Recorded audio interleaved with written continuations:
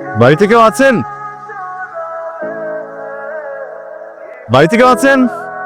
দাঁড়ান, আসছি। অবশেষে আসছেন তাহলে? এত সময় লাগে একটা পার্সেল দিতে? মানে আপনাদের কি কোনো টাইম সেন্স নাই? বুঝলাম না আমি। দেন পার্সেল দেন। সরি, আমি ঠিক বুঝলাম না। বুঝলাম না মানে? আমি অর্ডার করেছি, আপনি পার্সেল নিয়ে আসছেন, পার্সেল দিবেন, চলে যাবেন। এখানে তো না বুঝার কিছু নেই। পার্সেলটা এতবার চেয়েছেন আমি দিয়ে দিতাম, কিন্তু আনফরচুনেটলি আমি ডেলিভারি ম্যান না। তাহলে আপনি এখানে কাকে চান? জিতু। মা, জিতু। মা কে যেন আসছে। আমি জিতুর ফ্রেন্ড। ও আচ্ছা, ও যেখানেই থাকুক, কোনো অসুবিধা নেই। তুমি আসো আসো আসো, ভেতরে আসো। বাইরে দাঁড়িয়ে আছো কেন? আসো। ভাইয়া, আপনার জন্য শরবত এনেছি, নিজ হাতে বানানো শরবত। খেয়ে দেখেন, খুব ভালো লাগবে। এই যে, ঘুম ভাঙলো?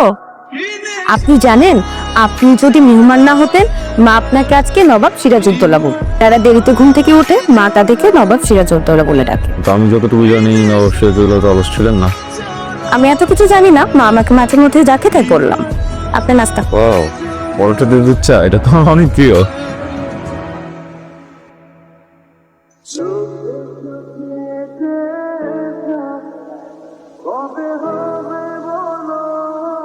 আমি কি আপনাকে তুমি বলে ডাকতে পারি?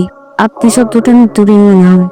কেউ যদি দূরের সম্পর্কটাকে কাছের করতে চায়, অবশ্যই রাখতে পারে। আমি কখনো ভাবিনি এমন একটা সন্ধ্যা আসবে, যে সন্ধ্যায় আমি তোমাকে আমার মনের সব কথা বলে দিতে চাইবো। তোমাকে যেদিন প্রথম দেখেছিলাম, সেদিন মনে হয়েছিল তুমি আমার জীবনের একটা অবিচ্ছেদ্য অংশ হতে যাচ্ছ। আমি তোমাকে অনেক ভালোবাসি।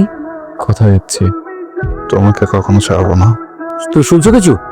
না। ঘটক সেদের সাথে কথা হলো। হুম। আরে পাত্রের দুলাভাই আজকে নীলাকে দেখতে আসবে। বলো তো, সত্যি রান্নাবান্নার কাজ শুরু করতাম। এই জিতু, জিতু, এই এদিকে তো বাবা, তাড়াতাড়ি আয়। তুই তাড়াতাড়ি বাজারে যা।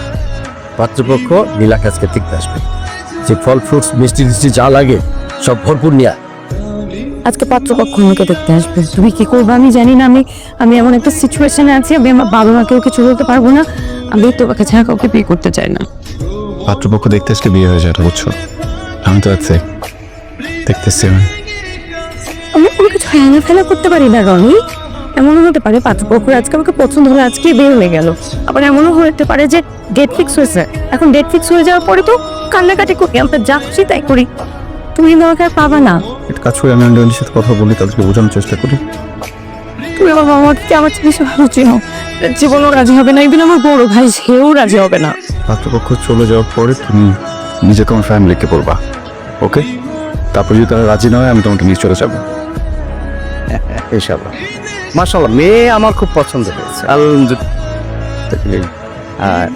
বাকি আলোচনা আমাদের পারিবারিক বৈঠক ইনশাআল্লাহ ঠিকঠাক হয়ে যাবে, এটা নিয়ে সমস্যা কিছু নাই। কি রে মা, তুই রাজি তো? আমি এখন বিয়ে করতে চাই না বাবা। তুই বলছিস তুই? হ্যাঁ, এই না তুই বললি তোর নিজের কোনো পছন্দ নেই, আমাদের পছন্দ নেই, তোর পছন্দ। এখন বিয়ে করতে চাচ্ছিস না কেন? আমি রনিকে পছন্দ করি মা, আমি ওকে বিয়ে করতে চাই। যা আমার সামনে থেকে যাবো। যে এতদিনের বন্ধুত্ব তুই আমার বোনের জন্য শেষ করে দিতে পারলি? তুই বিশ্বাসের যোগ্য? আরাম দাদা, তুই বিশ্বাসের যোগ্য? বেমান, তুই তো বিশ্বাস করে আমার বাড়িতে আনছিলাম, আমার ফ্যামিলিতে আনছিলাম, অনুষ্ঠান আনছিলাম, আমার কাছে আসছো, তুই প্রমাণ করছিস তুই একটা বেইমানের বাচ্চা, বেইমান। তো প্লিজ প্লিজ এটা বলিস না ভাই।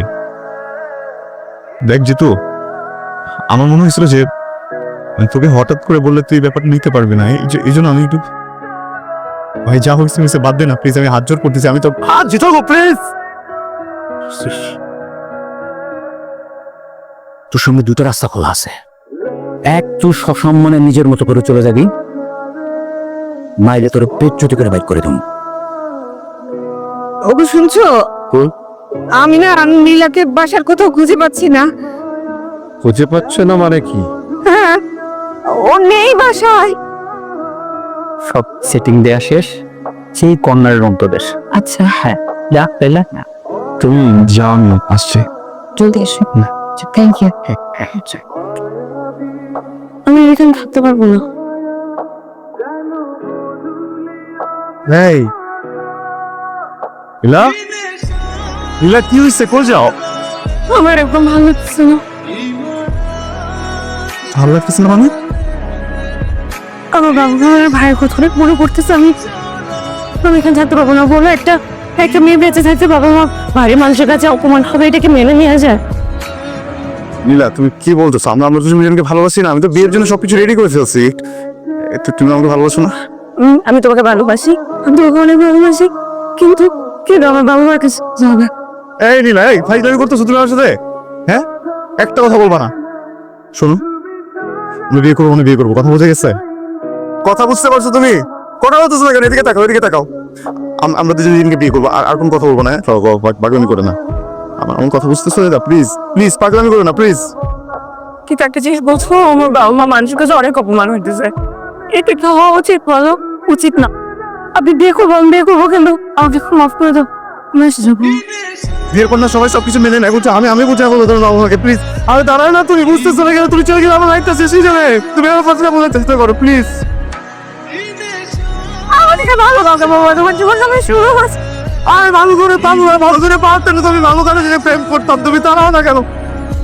রাত কাটানোর জন্য আসছে না? হ্যাঁ, প্রেম ভালোবাসা সবকিছু মিথ্যা।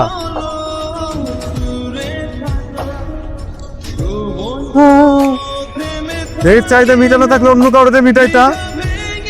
আমার লাইফ থেকে নষ্ট করলা, কি করবো এখন?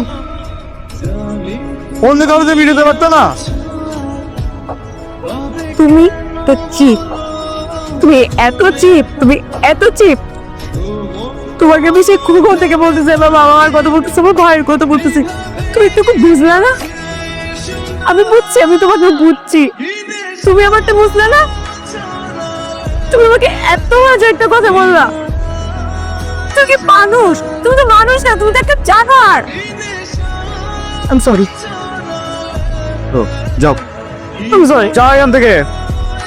আমি কি করবো বুঝতেছি না, আমি কিছু বুঝতে পারতেছি না। আমি যাবো না। দোষটা আসলে আমার। আমি আসলে একটা জানোয়ার, যে আমি তোমার মতো একটা মেয়েকে ভালোবাসছিলাম। যাও এখান থেকে।